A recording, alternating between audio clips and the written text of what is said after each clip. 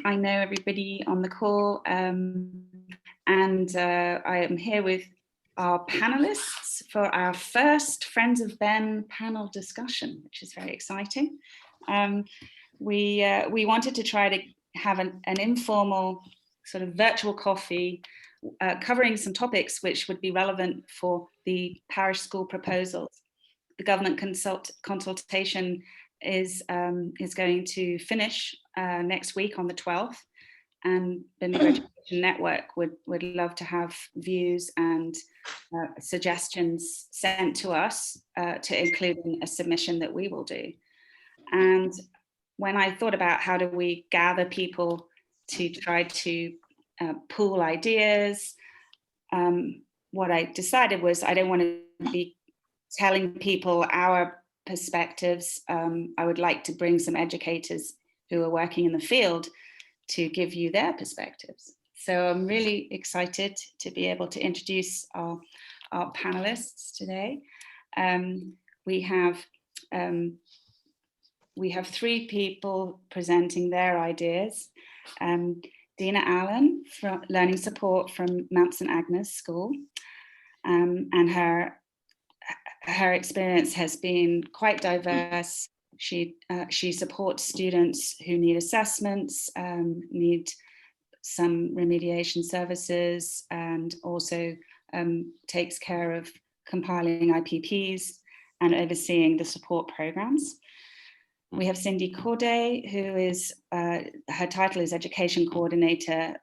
She's one of the co-principals at the Bermuda Creative Centre for Learning, and her co-founder, co-principal Lindsay Sergey is also on. Hello Dina, and hello Cindy. Hello. And hello Lindsay.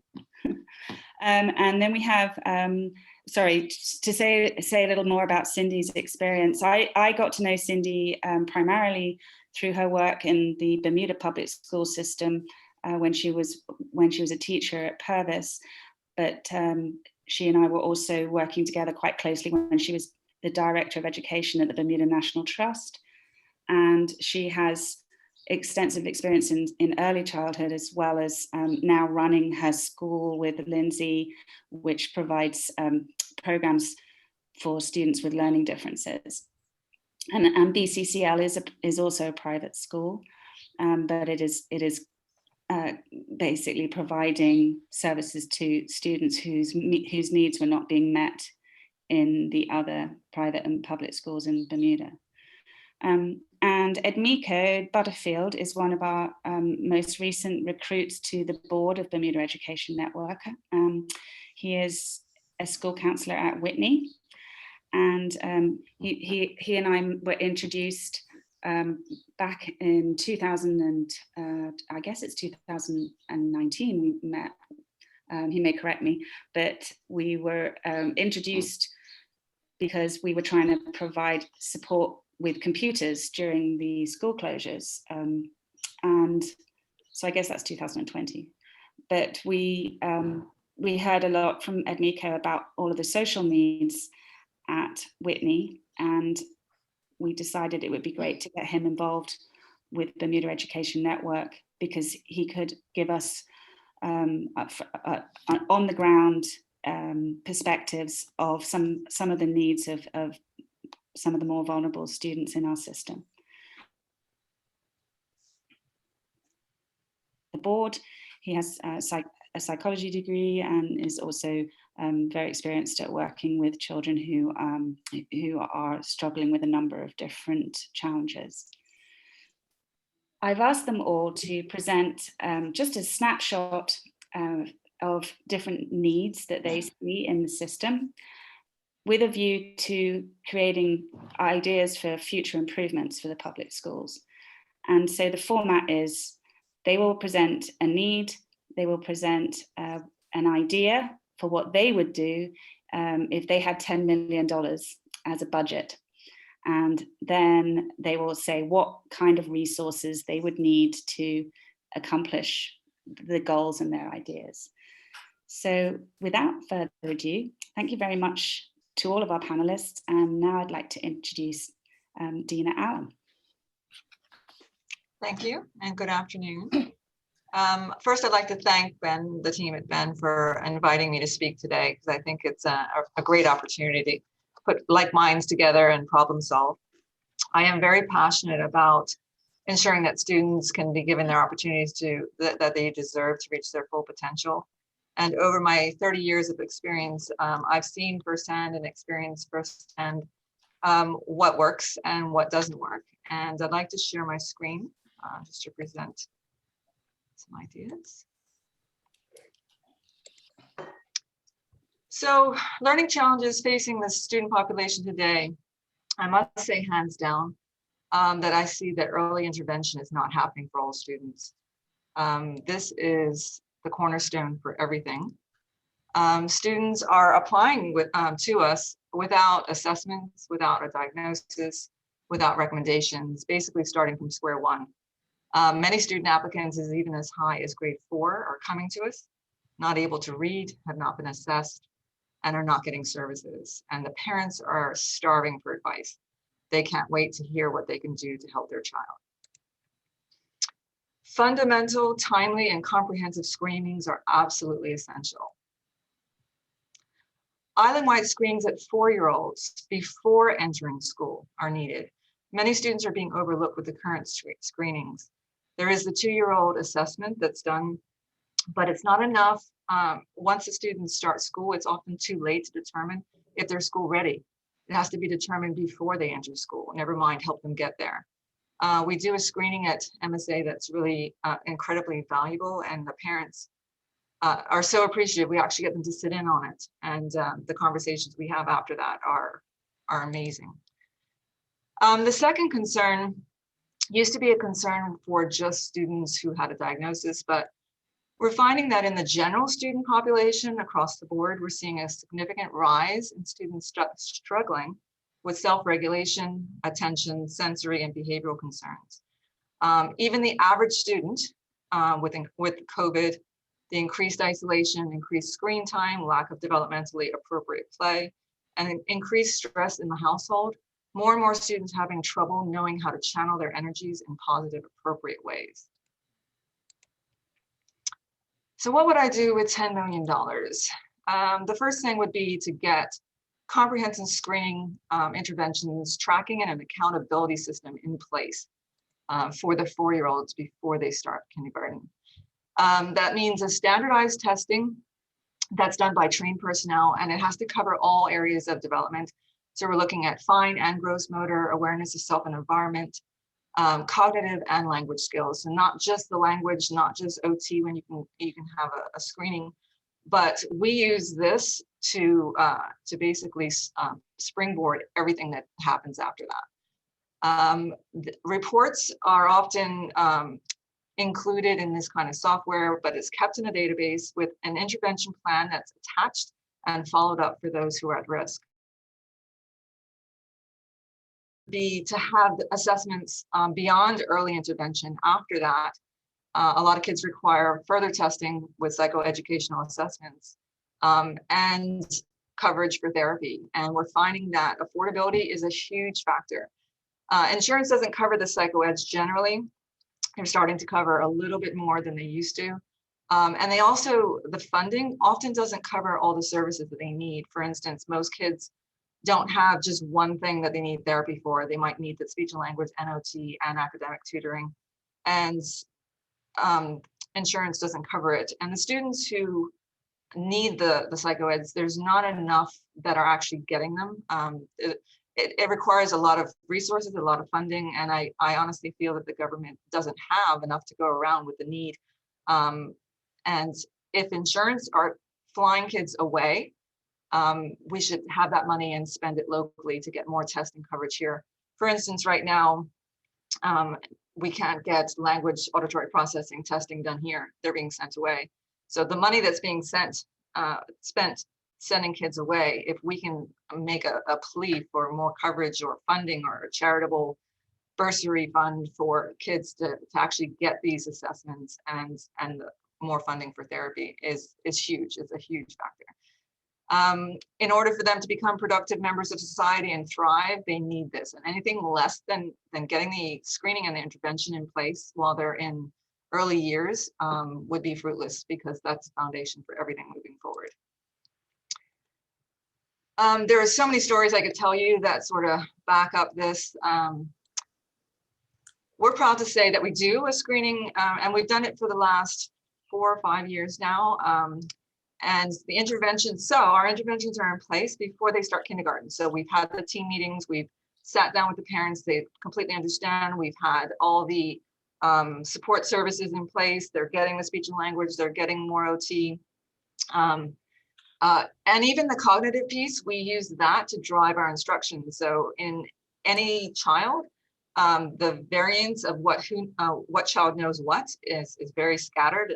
Everybody's different. So we actually drive our instruction using the cognitive piece, the skill checklist. So one child might be practicing one thing and another child might be practicing completely something separate, but it's very individual and purposeful. A testimony about how effective this early intervention can be. We had a child come to us who was diagnosed at 2 years old, ASD. He had severe meltdowns, inflexibility, struggles with social pragmatics, the whole ball. And he received intensive BCBA therapy from the age of 2. When he joined kindergarten, he needed some transition support. But now he is to the point where he's fully functional, thriving, and asymptomatic, if you want to say it that way. You would never even know that he had an ASD diagnosis when he was younger. Conversely, we've had many applicants who come to us either for kindergarten or our early learning program who are clearly developmentally behind, have delays, learning difficulties, or ASD. And we're finding that we are the first to have this conversation, which blows my mind. We are the first to insist on further assessments, and often they have to start the process at that point. They have to wait a year before getting intervention. They already are behind for their school readiness due to the nature of their diagnosis, and then they have the additional year to wait for testing and results and interventions, and never truly catch up. Likewise, we've had a large influx of students coming to us with no pre-reading skills, no intervention and testing, as I said, as high up as grade 3 and 4. And in my opinion, these students have been set on a path to illiteracy, and it's alarming. And I can't say enough how devastating it is for us to have these conversations with parents and try to catch them up. So obviously the level of success is in direct proportion to the amount of timely intervention that's given, and that's key to everything moving forward. The resources needed for the first concern of early intervention would be to invest in a standardized developmental testing program. There are lots out there, but it has to be done at 4 years old before they enter school. Well, that's why a lot of the private schools have the early learning programs, because they want to have the screening and the assessments and the interventions in place first, so that they are school ready by the time they hit P1 or kindergarten. This will not only quantify, but justify allocation and fund support systems. So it should drive everything from that point. Obviously, professional development would train personnel to administer the screenings. It doesn't have to be the speech and language therapist who does the entire population. It doesn't have to be the OT that does the entire population. It's a screening tool that basically identifies the kids who need further testing, so that you can spend your money wisely and still catch them. And obviously the database that usually comes with it tracks the results. It should be overseen by someone who requires accountability, who uses the results to make recommendations, task support services, and ensure that follow-up is happening. We actually test our kids twice in the early learning years, when they first come in and when they leave. So we're accountable for that. So to address the behavioral concerns that we're seeing a rise of, I truly believe that if we address the first concern, the second concern will follow suit, because a lot of behavior is attached to students who are frustrated for lots of reasons and not getting what they need. However, the general population and the increase of need for movement, we have our kids all separated in desks, and I was just talking beforehand, there's pros and cons to that. They do have extra personal space and all of that, but the kids aren't engaging like they would naturally. They're not able to have their energies used like they used to in many ways during their day-to-day activities. And I think that before we used to see these kinds of things used for kids with a diagnosis, and it was only for those kids, and the other kids didn't have access to this. But I truly believe, like with BCCL, that all kids should have access to tools available for their channeling all their energies in the way they like to learn, their learning styles. For instance, wobble stools. I'm on one now. You know, you get your energy out. You like to move. Bungee cords. We had a child who literally ran miles with his bungee cord on his chair because he was doing his work. His hands were free to actually work, but his legs were going constantly for ages and ages. And he found that was useful. Alternative seating, standing, sitting, cushions, fidget toys. I actually shouldn't have put the word toy because we say it's a tool and not a toy. If you use it like a toy, then you're not using it appropriately, and we put it away. But all children are allowed to have access to it as long as they're using it wisely.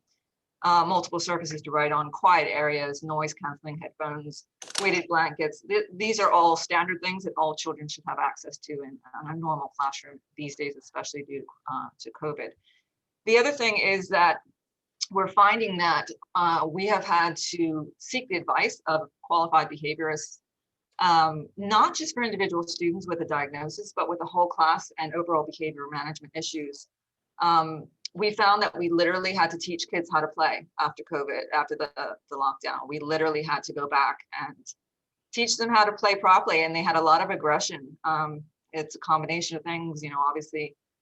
There's lots of factors to that, what they watch, screen time, all of that. But we've had great advice because often it becomes punitive, and these kids they don't know why they're doing what they're doing, and they need to be understood and have a positive reinforcement and effective plan to get their behavior back on track.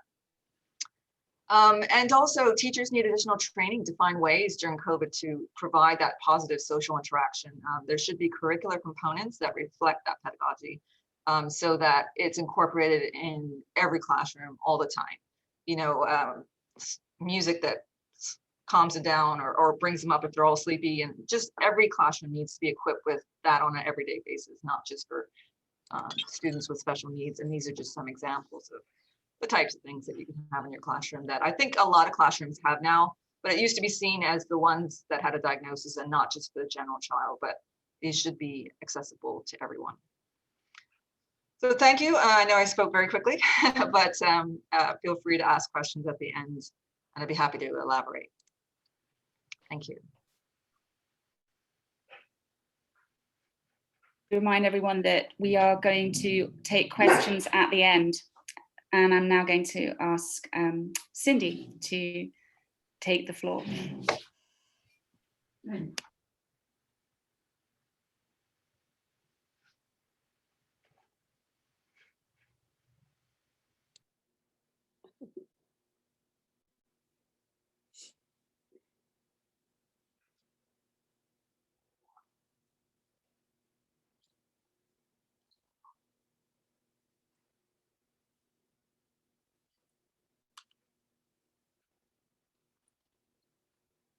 Sorry, I didn't unmute myself, so I'll start again. So yes, thank you for inviting me. It's great to be here.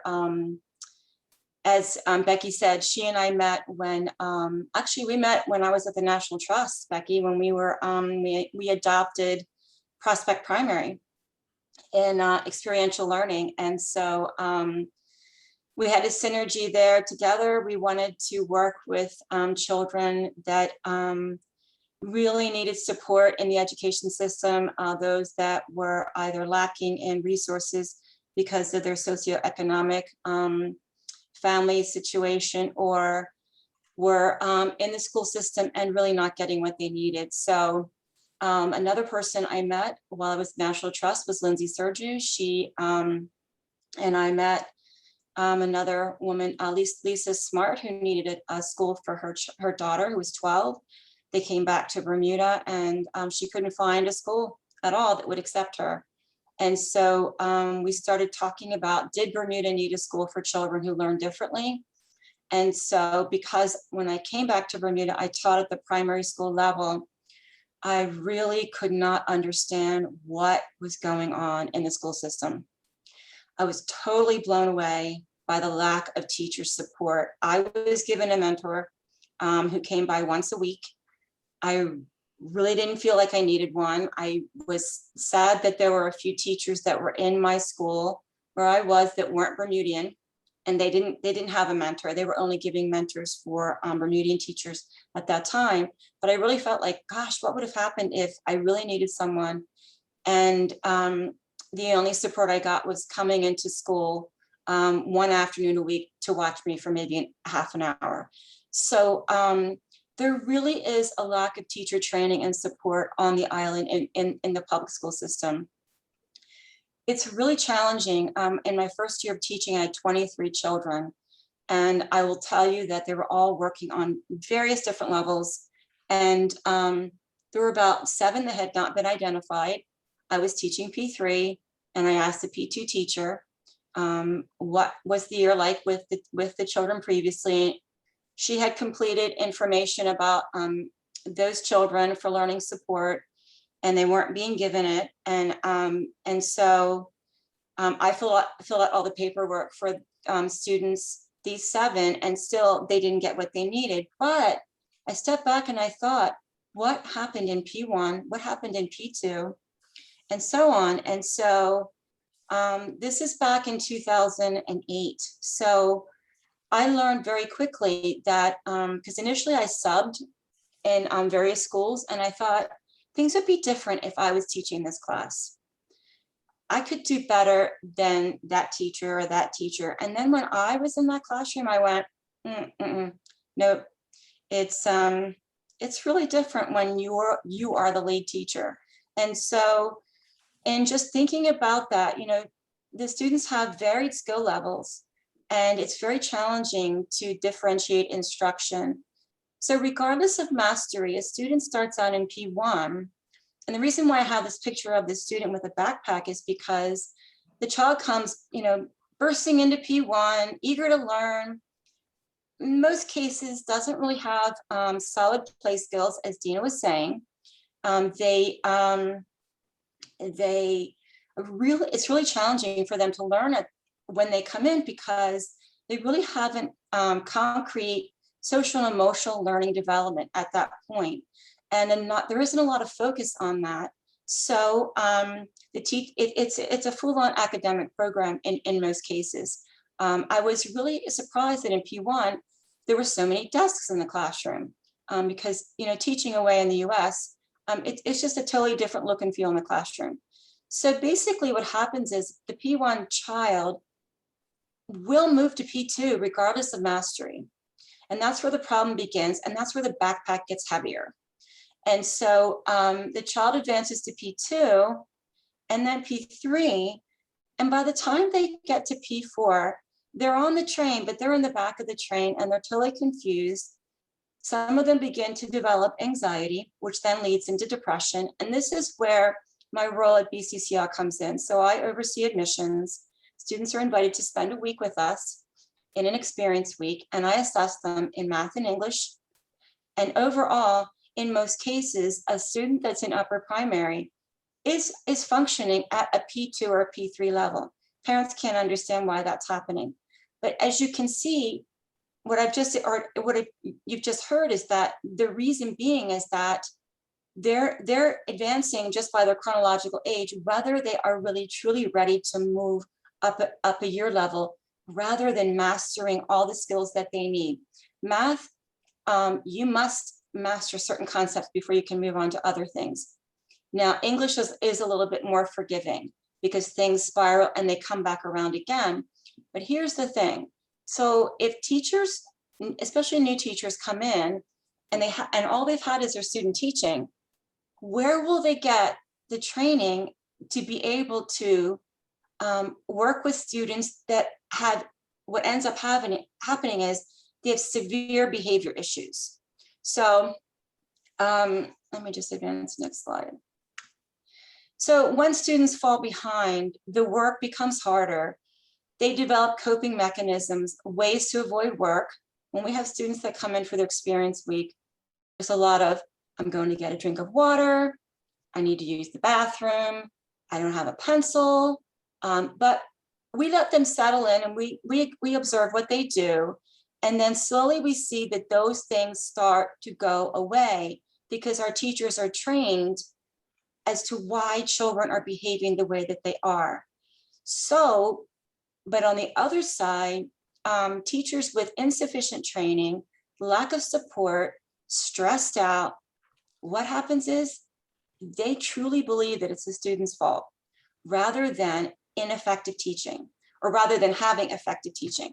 So what would I do with $10 million?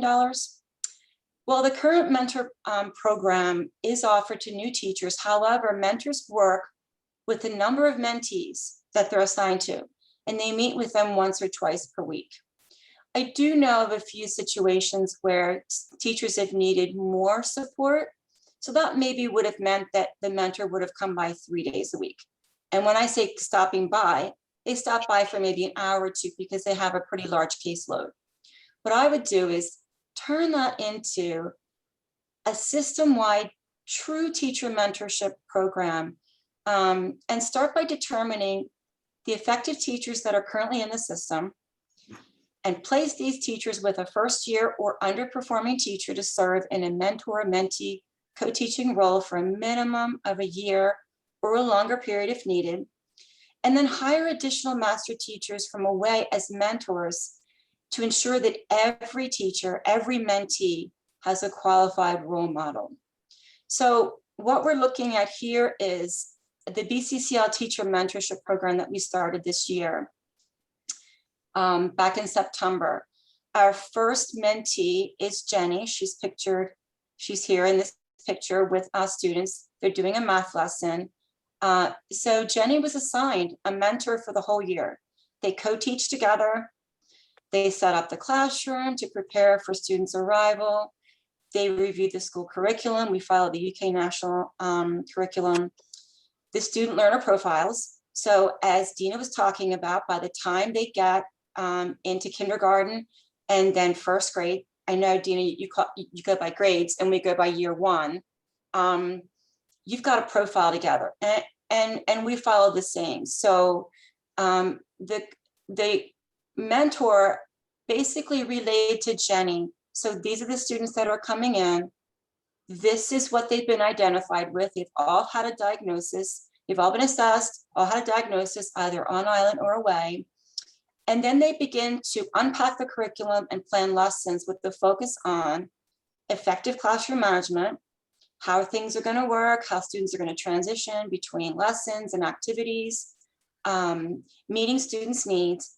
What is crucial is developing and maintaining positive relationships with students and parents, and working with other teachers in a whole team approach. So we have staff meetings every afternoon after school, except for Friday. We are a little forgiving in that regard, but these are very detailed staff meetings about how the day went, how a strategy went, ways that we can change things, tweak things for children, because our students are coming from mostly public education. And I can tell you just what Dina said, they have a real difficult time socially. We get them as early as 6. So their social skills are underdeveloped. They emotionally have a difficult time communicating with others. But the thing that really works in our favor is with our whole team approach, we really do provide wraparound support. And so not only for the child, but also for their family members, mom, dad, extended family members, brothers, sisters, because together we work as a team to turn this around for each child. So Jenny has had firsthand experience about, from the assessment, what assessments look like, what the diagnosis could be. In most cases, I will tell you that if a child has had a psychoed assessment, in public education, they wouldn't know what to do with that. Oftentimes, I get phone calls, numerous phone calls, daily, weekly, monthly, and it'll be a public school education parent saying, so I took my child away, I got them an assessment, and I don't know what it means, but my school's not following it. And so where the ball gets dropped is that what I always say is, don't go away and get an assessment unless you really plan to do something with it. So in Jenny's case, she's learning all about what every teacher should know is what dyslexia means, what it looks like, how children struggle. Dyslexia is not just reversal of letters, it's a whole host of other things. She's also involved in parent-teacher conferences when we're recommending a change or a switch in services, increase speech, maybe decrease occupational therapy. So in the teacher mentorship program, there's other things that are going on. So initially she observed the mentor on a daily basis. She kind of stepped back and watched. Then she started to co-teach lessons to gain her confidence and learn new skills. She had a lot of tools in her toolbox, but confidence was not one of them. And so she did express in our weekly team meetings that she was nervous, and that's okay because she was a new teacher. Can you imagine that? Can you imagine a new teacher coming in to a system where you have no support and someone just comes by weekly and just checks in and sees how you're doing or grades you on a lesson that they observed where children were arguing and fighting?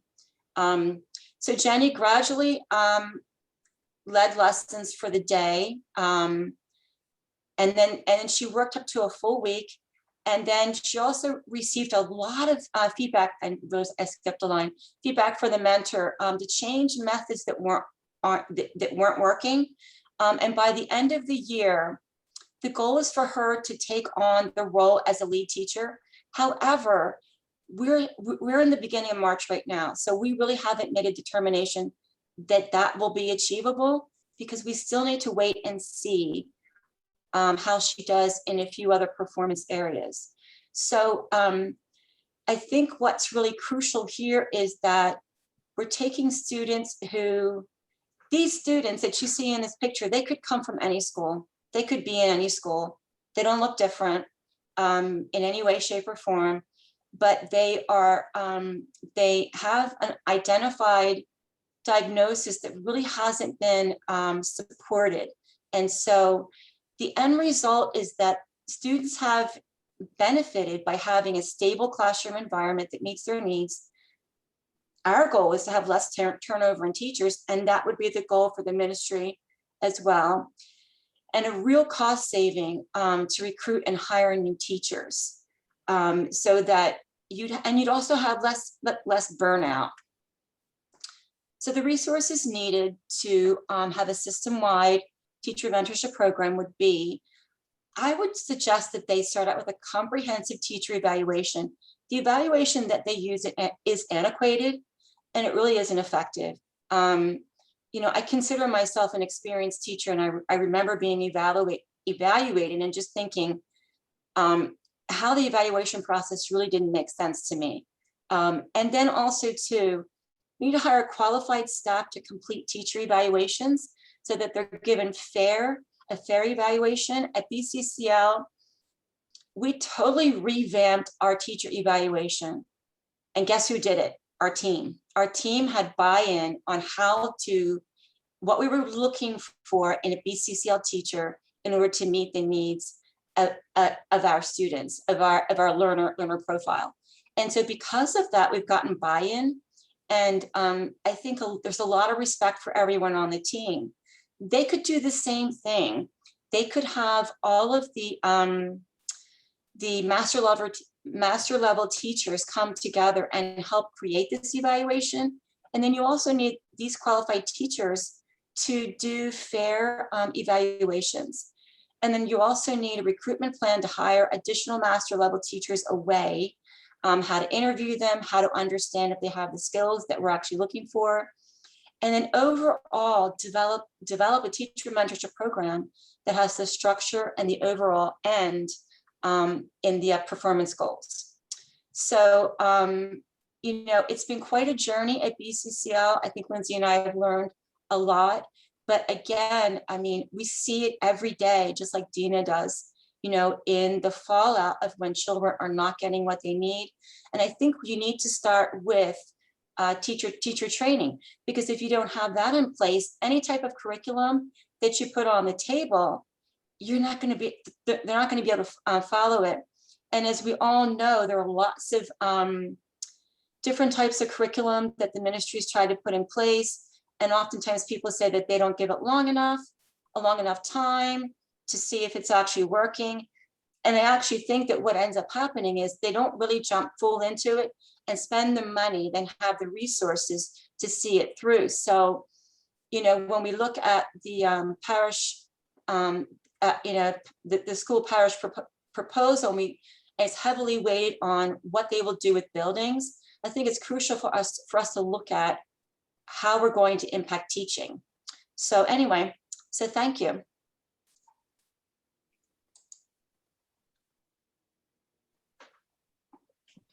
Well said, Cindy. Thank you very much. You're welcome. I'm going to hand over momentarily to Edmeiko Butterfield, for those of you who joined us later. Institute, and I think it has come up in the first two presentations that a big need is to have training for teachers so that they can have the ability and the experience to identify what's the cause of behavioural issues. And I think this is a good segue into some of the things that Edmeiko is going to talk about, because the guidance counsellors currently, from what I understand, are oftentimes receiving students from classrooms because their behaviour has been disruptive. And so it will be interesting to hear from Edmeiko what his ideas are about whether either training for teachers or earlier intervention could cut down on the number of behavioural issues that he's having to then deal with. Over to you, Edmeiko. Okay, so good afternoon, everybody. Just going to share my screen.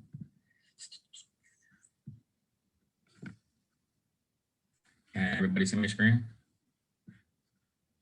Okay, let me start slideshow.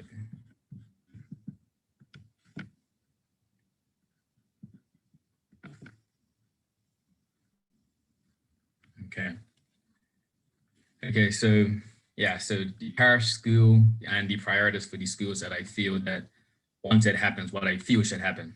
Like he said, I basically see the social issues more so than the academic issues. I do see the academic issues, yes, but I feel as though you have to deal with the social issues before you deal with the academic issues. Most students that I do work with do have academic issues, but I try to focus on the social first, because nothing's going to get done academically until I help them with the social. So I'll start off with a story. So one with an 18-year-old mother and a father who was an alcoholic. So the parents always argued. They was always fighting in front of the kid. The father would misspend the money. So that meant that it caused financial issues within the household.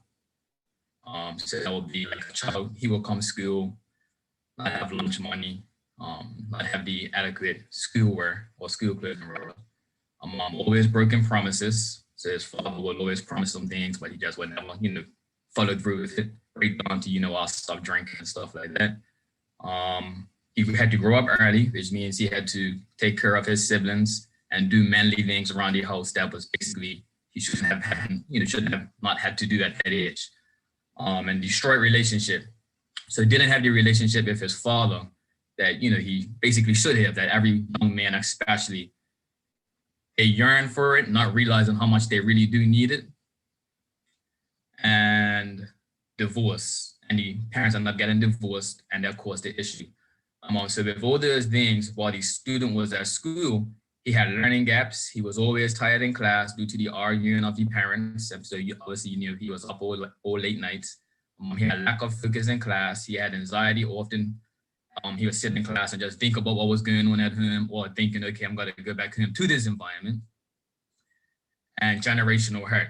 So the generational hurt came about when the young man spoke to his father, and come to find out that his father went through the exact same things that he was going through with his father when he was younger. And this student actually was me. when I was a young man, when I was a young boy, when I was a student. So these were things that I had to go through when I was, a student trying to learn. So current problems would be the social dynamics, trauma. So we all deal with trauma every single day, right? Not every single day, but we all deal with trauma at some point in our lives, as it could be from an accident, seeing an accident, or something as simple as you having a teacher who is strict. You want to go to school because Miss Simons is strict and she shouts a lot. It's traumatizing for a kid. So we all deal with trauma. Intergenerational trauma comes about when, so if I look at my family situation, for instance, the story that I just shared was that I didn't realize it was intergenerational because I never knew that my father had to go through the exact same things that I went through. I found that a lot of students that I do work with, they deal with the exact same thing once you speak to the parents. They're just repeating cycles over and over and over and over and over again. Most of them are financial that I deal with, most of them are violence that I deal with, and most of them are connected to drug abuse. And I put alcohol because although alcohol is not technically labeled an illegal drug, it's one of Bermuda's biggest issues in regards to households, because a lot of people use alcohol to cope, knowingly or unknowingly. And then from the trauma, a lot of mental disorders are brought about. So that's when you have the anxiety, the depression, the PTSD, drug dependency, and borderline personality disorders. All these things drive from trauma. And a lot of our students, a lot of my students, a lot of students throughout Bermuda especially, deal with some form of these mental disorders as they go through the traumatic experiences. So I was asked what I would do with $10 million. I actually had to sit there and think for a while. There's a lot that I would do with $10 million. I could talk from the aspect of, I believe I was sharing with Becky before, right down to, I don't know how government allows Sunshine League to close down. That was like Bermuda's only, foster home, I guess you could say, where you can have multiple young people there at a time. Right now, when it comes to the foster homes, they try to put children with families. However, due to the high demand, it's kind of hard to place the individuals in a foster home. So they end up putting them at the boys/girls home, which is more for children with behavioral issues. So when I place a child who is already dealing with a traumatic experience and I place them in a situation where they technically shouldn't be, which would be with children that have behavioral issues, 9 times out of 10, I have found that a lot of these children come to school with behavioral issues on top of the anxiety because they're learning the behaviors, right? From the people that they're around. So that would have been one of them. But I decided to I would have an intertwined school-based, community-based outreach program. It would give mentorship and support and resources. So in listening to the first 2 presentations, it's funny to look at it all because I feel that all our presentations are intertwined some way, somehow. And one of the biggest ones that I found was listening to everybody's would be the testing in regards for students. So when I put support and resources, I would basically provide the resources, but also direct students to where they can go to get these certain resources. So I put testing, psychoeducational tests, which every child technically should be getting every 3 years, which I'll be honest with you, it tends to not happen due to the fact that, I'll be honest, there's a high demand of students that do need psychoeducational assessments.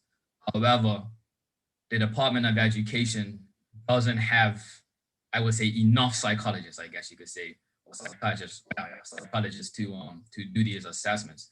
So the list is always long.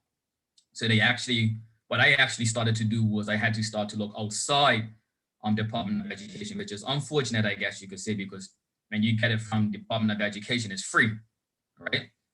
So when you start sending parents to outside agencies, they have to end up paying a fee. And a lot of my parents that I deal with can't afford it. So it goes back to what Ellen was saying in regards to the funding of certain things. It's just a lot of families just can't afford it. So that would be something that I would be able to provide, at my community-based outreach program. Behavior assessments as well. I feel that, yes, we do refer a lot of our students to CAS. They do all the assessments, ADHD and stuff like that. But even CAS will tell you that they're oversubscribed. So in regards to for a child to get an assessment, it can take months. So I can have a student who I know, okay, look, something's going on. I'm going to refer you to CAS. I'll refer you in January, and you may get seen probably middle of January. And then by the time you get everything sorted out, you're looking at like March or something like that, So it takes a while to get the full assessment and get the continuous, therapy that the individual needs. And then the other issue is that a lot of parents don't have no way to get the student to CAS. Now, if you look at where CAS is, yes, it's in a nice location. But when it comes to, I guess you could say easy access, a lot of parents are like, number one, I don't know where it is. Number two, I don't have no transportation to get there. Number three, I don't have no extra money to pay for a taxi to get there. And when it comes to the bus, I guess you could say some of them are just lazy, don't want to walk the distance. So when it comes to the assessment, that would be something that we can do at the school, so that way the individual child doesn't have to, find a way to CAS and be put on that long waiting list. Groceries was the lunch program. I just put lunch program as an example. And I heard a story of a school, I forget where it was, somewhere in America, where they had a lunch program. And what they would do is if they left over lunch, they would container it, give it to the children they knew that didn't have much food, and they'd take it home and they'd have dinner. A lot of my students, well, not a lot, but I do have a good portion of students that I have worked with throughout the last 7 years. I think I've been at it, the last 7 years, will come to school without no lunch. And they would basically tell me as well that, when I go home, I'm not going to have no food. So do you mind if I take something extra? So I do provide little things, like at one point I was given noodles and stuff like that, but I did know that that's very unhealthy, high in sodium, right? So I try to do a different approach. So I did have a connection with one of the grocery stores currently now where they provide sandwiches for some of my students. So I would have a few students that would say, can I take an extra one home because, my sister's going to come home and I know she's going to be hungry. So I look at a lot of those things, and I also see that a lot of my students basically was doing what I was doing in regards to your child, but you're also taking on your siblings. You know what I mean? You got to help out around the house. When technically all you really should be doing is going home, do your homework, and study and get ready for school tomorrow. But a lot of my students don't have that privilege, I guess you can say. So when it comes to the groceries, I think a breakfast, lunch program kind of thing would be a good goal. Internet. I don't know what the problem is with internet. I just feel that I feel like every single household should be fitted with internet. I feel like I should never have a student that comes to me and says, I don't have internet at home, especially when the dynamic hit. That's when I think people realize, not everybody has internet. I never even knew that. I would have just thought that everybody had internet because everybody uses it, right? But we did have a lot of families that say, look, I don't even have internet, that had to go out and try to internet. And some just couldn't afford it. So we had to, during the pandemic, I was given a pass where I was allowed to go and drop off pamphlets to some of my students that didn't have internet. So, they was doing hard copy work rather than, going on Zoom and stuff like that because they had no access. So the resources that will be needed in my mentorship program, my outreach program would be social workers, life coaches. But the social worker definitely, for the simple fact that I'll be honest, as a school counselor, I go way outside my regime in regards to what a counselor should be. I'm a social worker, I'm a mentor, I'm an ET. The only thing with this list, I probably don't, I ain't is a psychiatrist, and that's because I can't diagnose in regards to medication. But I do a lot of other things that as a counselor, I basically technically should not do. But I did find that I was speaking to my supervisor about it. And I was like, I feel like every school should have a social worker anyway. And she was saying that a few years ago, before I was working, a few counselors got together and they agreed to do this thing called system support. And what system support does is that we basically go outside our role as a counselor and we help the child as a whole as much as we can, because what they was finding was that counseling just wasn't enough. It wasn't just enough for you to come in my room, sit down for an hour, or maybe and let's talk. It was way bigger than that. It was more of an outside of school issue. So we did have counselors that said, okay, you know what, we could take that baton up. However, when it comes to you taking up that baton, it's hard to also counsel the students that really just may need counseling. So it becomes a really busy day. Can't plan your day at all. So I feel that with this program, social workers, life coaches, psychiatrists, definitely, when it comes to these diagnosing and giving of medications, mentors, counselors, ET, which deals with the behavior students, so educational therapists, And then obviously we need an office space and supplies. And when I was listening to Ellen talk, I was definitely in agreement in regards to, I feel like every single classroom should be fitted with some form, I will call it a fidgeted out room.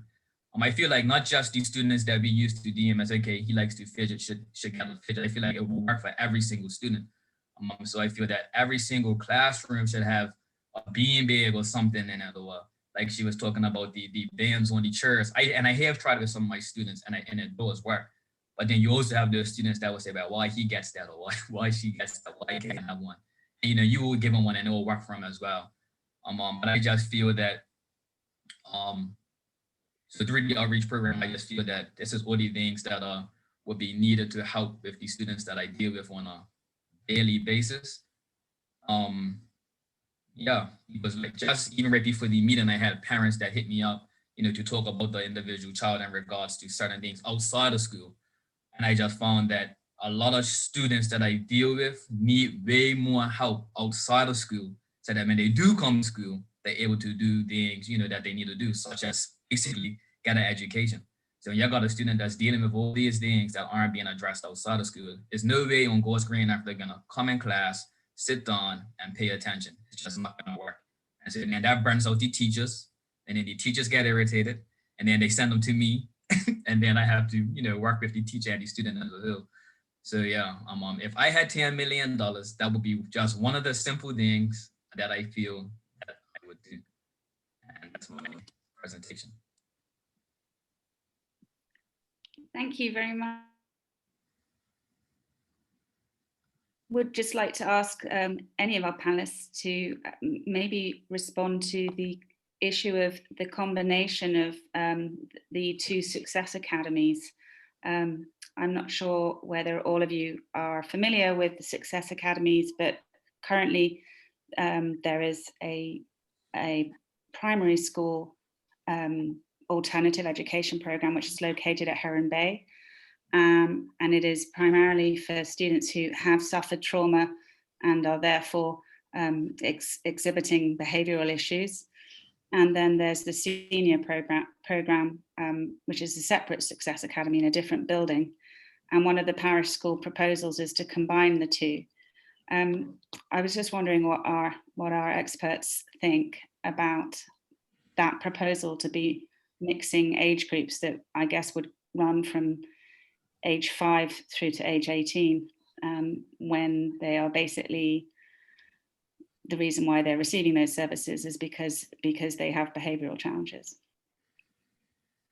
I'll jump in if that's okay.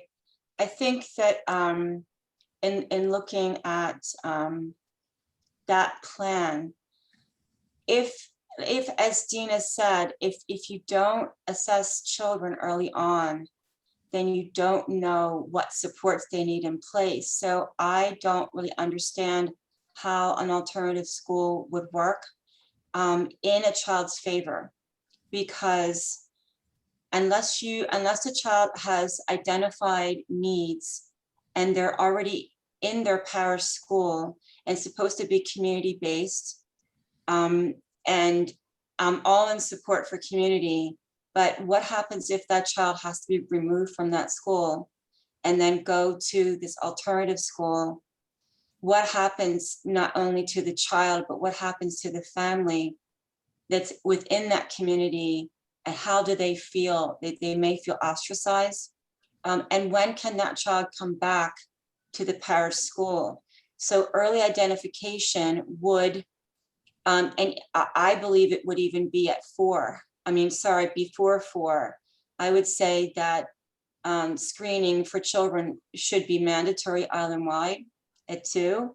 And I think that we should, because I'm a former coordinator for the Child Development Program, I know intimately how that program works. And I know that they're not able to screen everyone. And the screening really is just the tip of the iceberg. So if you're talking about an alternative school, one for children with exceptionalities, and that word can be used differently. So I'll say that it's for children that have children that are currently attending Hope Academy and have global developmental delays, or they have medical, there are medical components in their assessment and diagnosis, maybe from birth, where they already have challenges.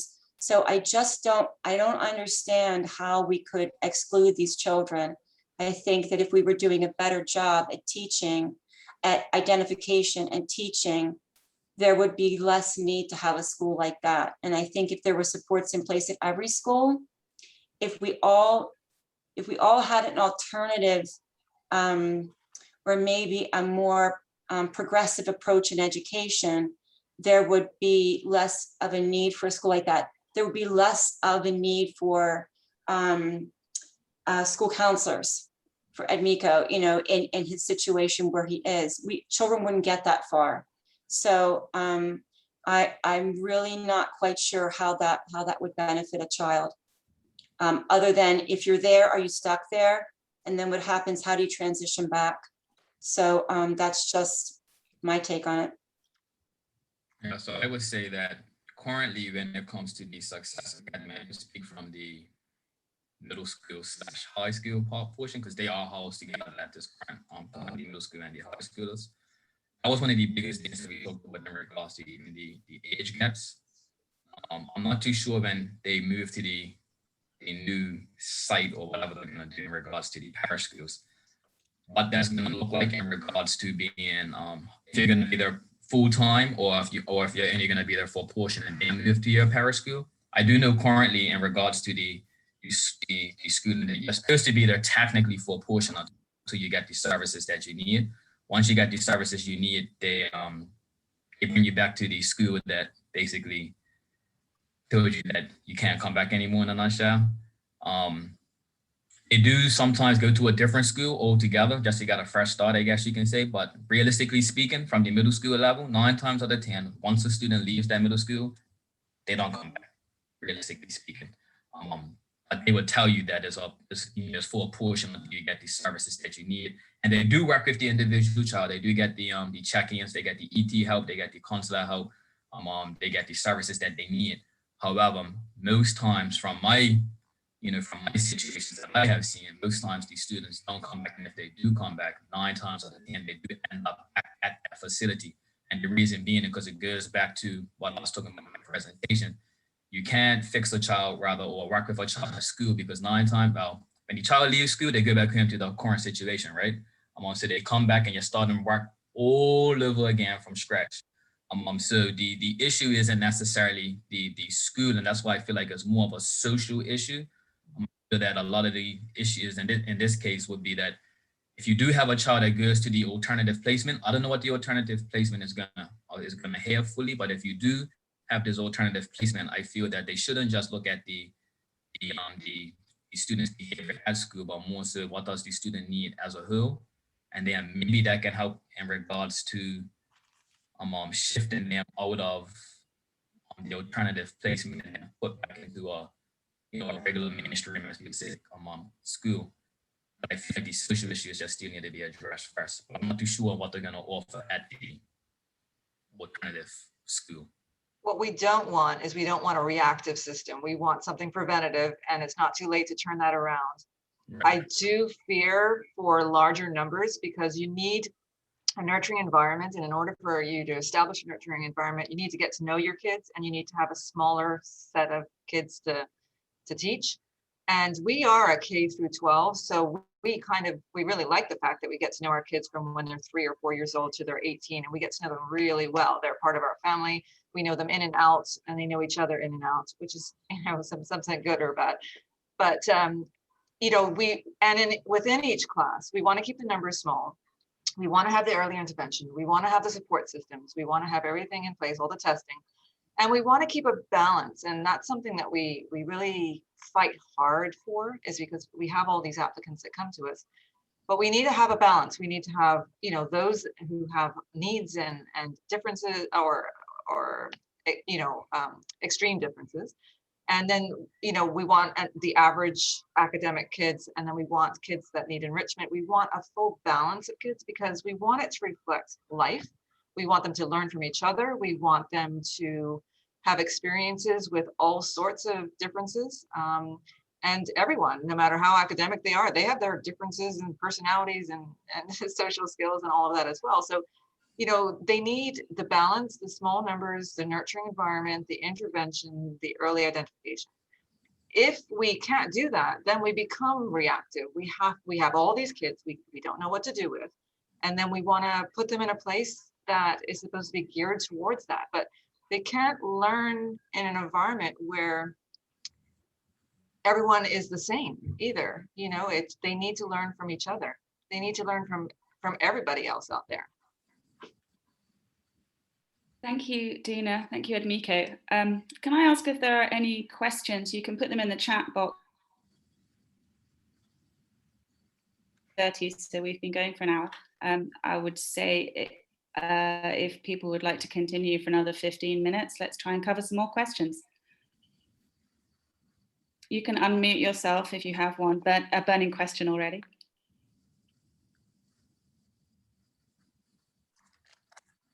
Okay, well, I would like to pick up on one of the important points that I think that was made by Dina and Edmeiko, which is that if you have good communication all the way through, as transition to the different stages in their education, is going to be extremely important in helping to address their needs. And so it's interesting that Dina is talking from her perspective at MSA, where you have this situation of a sort of preschool through to age 18, if I'm not mistaken, because it means that you get control of the testing and assessments. That information is centrally recorded, I presume, and it means that at every stage of that child's progression, the appropriate information is being passed on. I wonder whether people agree that this could be a strength of the parish school proposal, that if we have less primary schools, 10 schools, and they each have a preschool attached to them, that will mean better communication and better, more consistent information being passed along at each stage. I would like to invite perhaps Cindy, since you've worked in both the public and the private systems, would you like to comment on whether that might be a strength of the parish school proposal? I think that it has the potential to be a strength, but remember, or maybe people aren't aware of this, but the child development program works out of two separate departments. So they work out of the education side and the health side. So if I were able to make a change, it would be to bring everyone that's going to serve as children onto the education side, or have a say in how speech and language and occupational therapists, counselors work, that they work cohesively together. So if one ministry oversaw those staff members, those people of expertise, therapists, then children would get what they need. So the only thing is that if you have a preschool in every parish school, you need a lot of hands on deck to support a wide age range of students. So I think that ideally, because what happens now is students in every primary school are supposed to be identified, picked up early, whether speech and language therapy would help them. And I don't mean articulation, I don't mean the way that speech sounds, I mean their overall communication skills. And so, or how occupational therapy can help and support a child.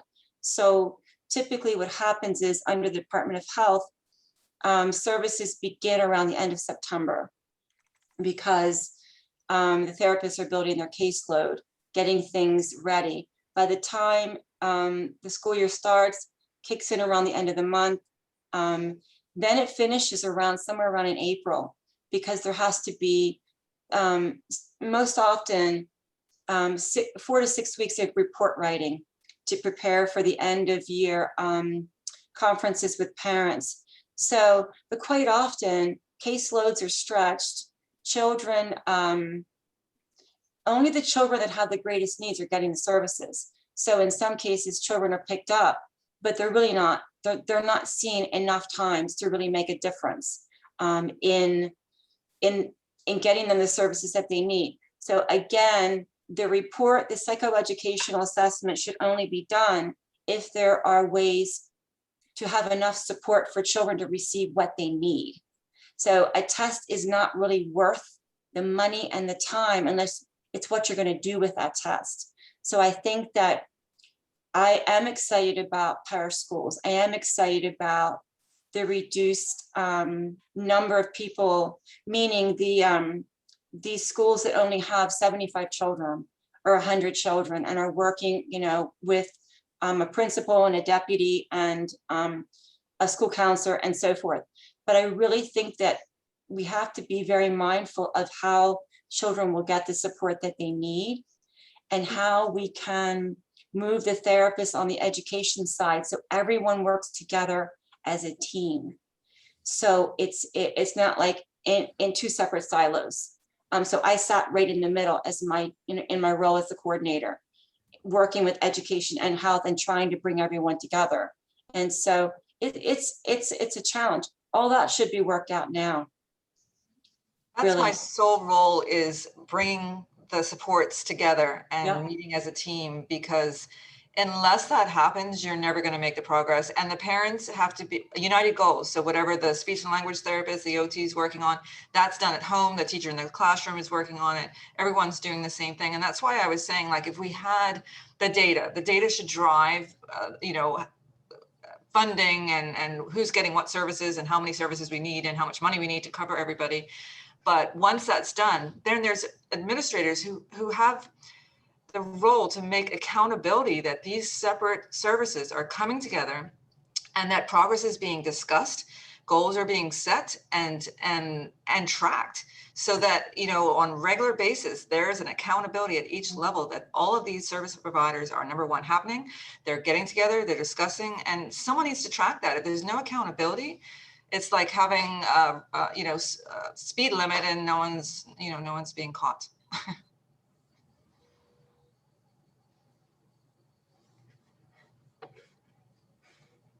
We had a comment in the chat box from Wendisha Phillips, who I met many years ago when she was running the ACE program at Victor Scott. Hello, Wendisha, thanks for joining.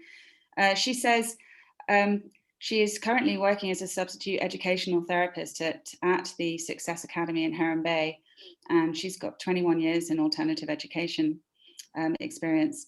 She's finding the discussion interesting and wants to say that we should be looking at providing, I'm assuming this is cognitive therapy, which I do think is an interesting idea. Do any of would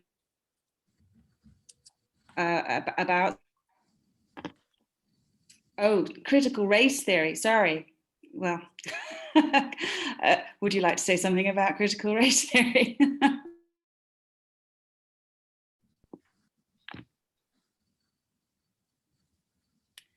Hi, good afternoon. Hi, Becky. Finally, discussion very, very interesting. But what I would say, and I kind of wondered, I said, okay, this will open up a whole different can of worms when you start to look through a different theoretical perspective. And will probably be a whole different discussion for another day. But basically, my research is focused on specifically disenfranchised Black boys in the Bermuda public school system, because the reality of it is that Black boys are more excluded from school than any other ethnic race. And because the focus is on public education, that's the only way where I can draw a reference from. And, you know, I just stumbled on critical race theory through I'm doing a master's in social research right now, which builds on to my PhD beginning in September. And it's really shown me that when it comes to educating Black boys, and I'll reference them because when you talk about alternative education, those are the ones that are most impacted or affected by general education not meeting their needs. Looking at critical race theory has just really shown me that we need to start looking at how we educate this population, the types of things that are taught, the mindsets of the teachers, policy and procedures that's centered around, you know, the education of this population. So, you know, it really does open up a whole different spectrum when we look at this specific discussion or topic up for discussion. And, you know, Becky, I've had like so many, you know, I started out at Tech, which is now the Success Academy at Roberts Avenue for middle school and senior students. As far as I'm concerned, it's just a different name and probably the same framework. And then I had moved to Victor Scott, where I built the ACE program, which stood for Alternative Center for Education, but I had dubbed it Another Cool Environment with the same acronym. And, you know, I was putting all these different things in place. It's a struggle. And because ACE wasn't a ministry implemented program, it didn't get the momentum or support that it should have gotten from the Ministry of Education. But it was a principal with her wisdom who decided that there was a group of boys that needed to be educated differently. And she put something in place. It had it had a lot of things that weren't appropriate, that weren't quite together or a fit, and just started doing my own research on finding out how to do this, what works best, and ultimately led me to, I need to do more for my own professional development so that I can be effective working with this population of students. And that's when I decided that I wanted to go to the level of getting a PhD and have started the process, like I say, by doing that now. And everything just seems to be coming together, doing the research on critical race theory in the direction that I want to move in, because the reality of it is, and we have to go back to, you know, education is supposed to be the foundation of your society. It's supposed to advance society with the people that are coming out with the resources to be innovative and to become better and just to advance things along. When we look at a large population of Black boys, a lot of them who I taught when I was at Tech, who are either dead because of gun violence or they're incarcerated because they were involved with it. You know, we have to take that serious. We have to consider that because we're trying to combat that. And that's, you know, that's dealing with other community organizations when it's to that level. But we have to start looking at preventions. We have to start, I'm a strong believer in early intervention, and that's why I jumped at the opportunity to go and work at Victor Scott with the primary level, and I love it.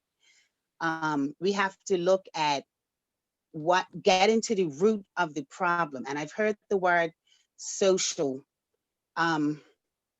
development and the socioeconomic status. Yes, those things have to be considered. Mr. Butterfield mentioned about his breakfast program. Yes, those things need to be considered. We also need to look at supporting families far more than we do. And I'm talking about from inside education rather than with just family services, because they tend to hold a stigma for parents that are linked with family services, but they tend to trust teachers more. And so it's a lot. I don't want to go too far off on a tangent or divert people away from the whole, you know, the essence of the topic here. But like I said, I'm just finding it, you know, everybody is contributing pieces of the puzzle. You know, everybody is contributing pieces of the puzzle. But, and this is only from my perspective because of the journey that I'm on, the goal I want to reach for this population, is that we're not looking at it from a critical race theory standpoint.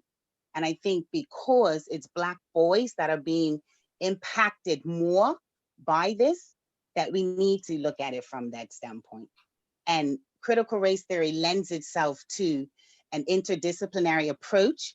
So it's not just looking at the social constructs of things, but it is also looking at the psychological aspects of things as well. Yeah. So it lends to a lot of different interdisciplinary, transdisciplinary when you bring in the outside stakeholders. So it's not just an isolation built around race, but race is the center piece. Anisha, is an extremely important point, but it also raises the issue of gender and whether special or not special, but individualized teaching strategies need to take into account that for some boys, they respond better to different types of learning environments.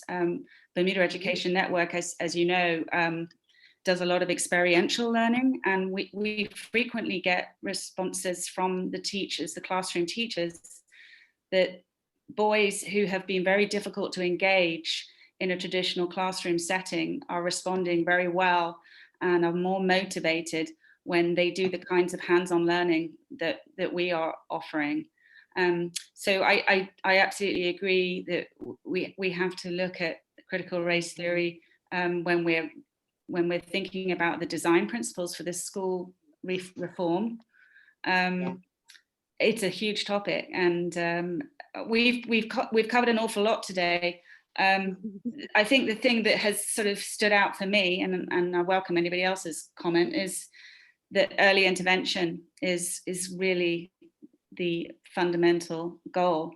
And at the moment, our system has so many gaps, and there are just so many areas where our early intervention is failing because the assessments aren't available or they take too long, the specialist staff are spread too thin, or that there's just not enough communication.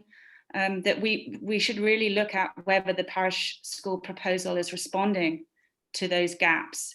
And if it is not responding to those gaps effectively, then our submission